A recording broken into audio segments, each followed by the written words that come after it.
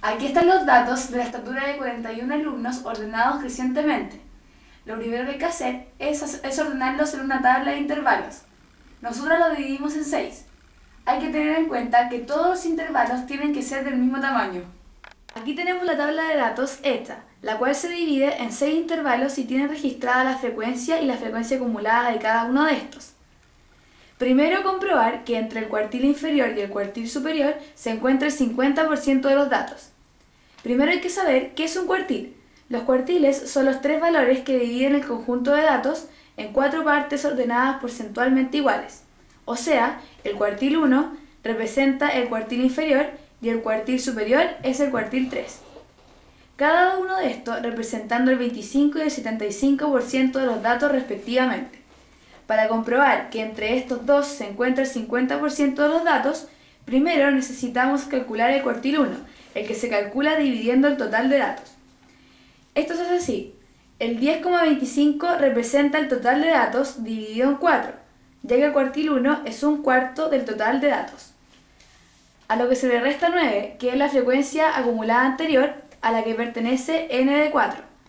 Esto está dividido en 12, que es la frecuencia del intervalo al que corresponde la frecuencia acumulada anterior de 10,25. Todo esto se multiplica por 6, ya que es el tamaño del intervalo. Y por último se le suma 152, que es el límite real inferior. El resultado es 152,625, que corresponde al 25% de los datos.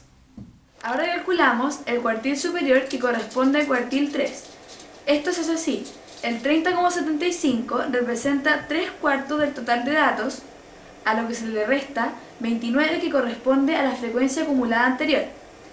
Esto se divide en 7, que es la frecuencia de intervalo a la que corresponde el 30,75.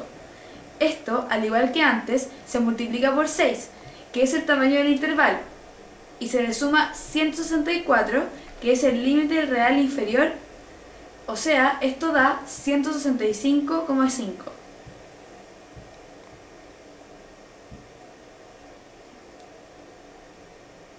Entonces, para comprobar que entre el cuartil inferior y el superior se encuentra el 50% de los datos, tenemos que identificar las estaturas que son menor al 25%, es decir, 152,625, y las que son mayor al 75%, es decir, 165,5.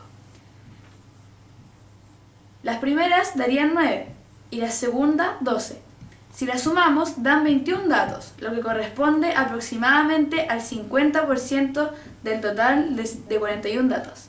Ahora vamos a calcular el percentil, que son los valores que están por debajo de un porcentaje, el cual va desde un 1 a un 100%, ya que el total de datos es dividido en 100 partes iguales. Primero, calcularemos el percentil 30, que corresponde al 30% de los datos. Esto se hace muy similar a los cuartiles. Primero calculamos 3 décimos de n siendo el total de datos, lo que da 12,3. A esto se le resta 9, que corresponde a la frecuencia acumulada anterior, y se divide por 12, la frecuencia del intervalo al que corresponde 12,3.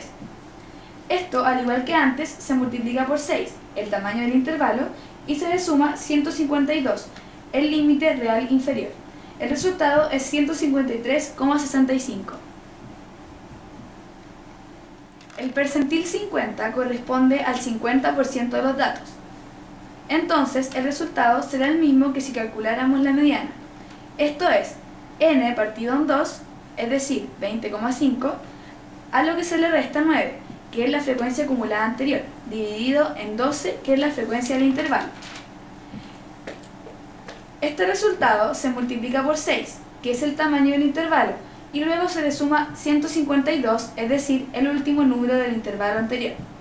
Esto da 157,75, lo que es igual al 50% de los datos. Ahora calcularemos el percentil 75, que corresponde al 75% de los datos.